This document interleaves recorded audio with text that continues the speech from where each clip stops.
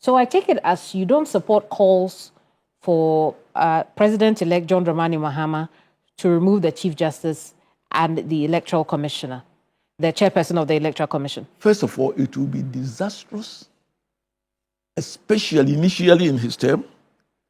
He will be consolidating a very bad practice which will not augur well for Ghana's future, whereby every president basically appoints a new electoral commissioner. Hopefully, if what has gone on, Jean may decide to resign herself, then that is, we must find a way of not destroying our institutions, but how do we make it better? But as for the Supreme Court Chief Justice, I think, from my personal point of view, if they touch the Chief Justice by political removal, and not because he has done something that requires impeachment and goes through an impeachment process, I and you will pay a heavy price for it. Not because of her, but because of the undermining of the system. Well, I mean, the arguments for those who would want to see both of them out will be that they do not work well with the president-elect or the party in office. Does that matter? The question is this. The Chief Justice must not work well with Akufo-Addo or Mahama. He must be seen to uphold the law. And therefore, if she is not upholding the law, then you go through the justification, the impeachment, and everything else. So, but you cannot use a political motivation and decision to remove a Chief Justice. God forbid if you do that. When it comes to the Electoral Commission, once again, there are certain processes. If you can prove that he has gone against a certain fundamental things, for example, some say that incompetence, you will be find very difficult to prove incompetence. It's easier to prove corruption, but incompetence is very difficult. So what I'm saying is this: the Electoral Commission, I would like that if he has done wrong, prove it, remove it. But if you do so because he was appointed by NPP without showing that in the discharge of her duties, she's done wrong. I mean, for example, I would have fought against Comfort Osei, that Charlotte, yes. Charlotte Osei, if he was removed because he was appointed by Mahama, some of us would have gone to everything. But the case was an issue, quote unquote, of corruption or procurement practice. Nobody can defend her on that. So she wasn't removed on the basis of her job. Because of that. Yeah. So we must find a way of dealing with lapses without destroying our institutions. Prof, when we look at the recollation and redeclaration efforts ongoing now, seats that the NDC believed they had won have now been declared in favor of the NPP. And like you rightly noted, it would appear that we are headed for a long drawn-out, it will not end with legal battles on those constituencies.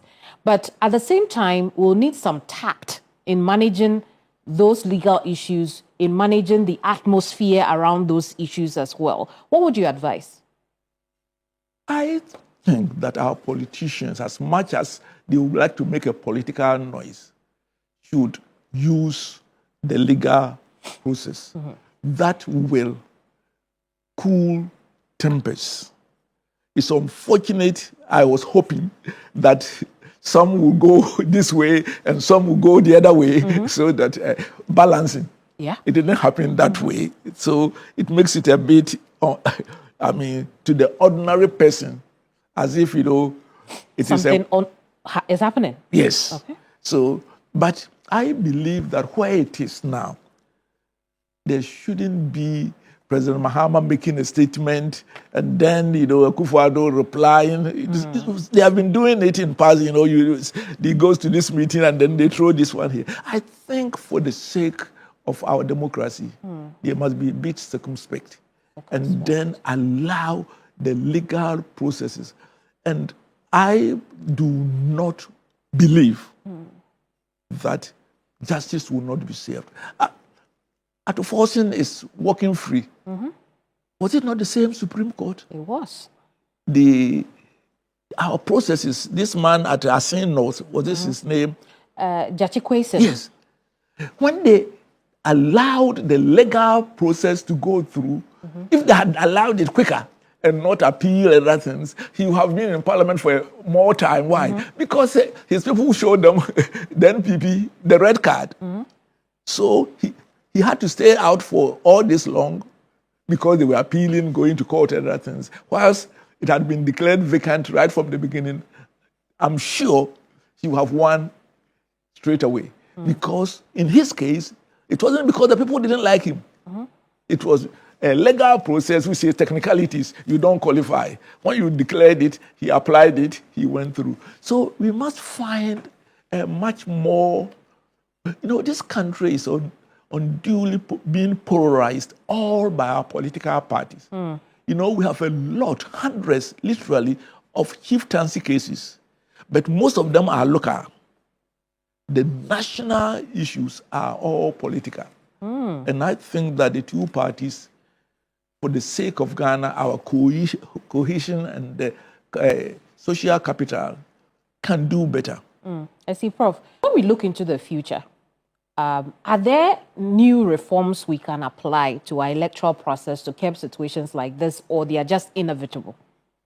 I think that we are learning along the way. One of the things which has come out, and I think that the Constitution gives the Electoral Commissioner the powers to say that next time, when we are collating it, we will not allow anybody to come within a certain.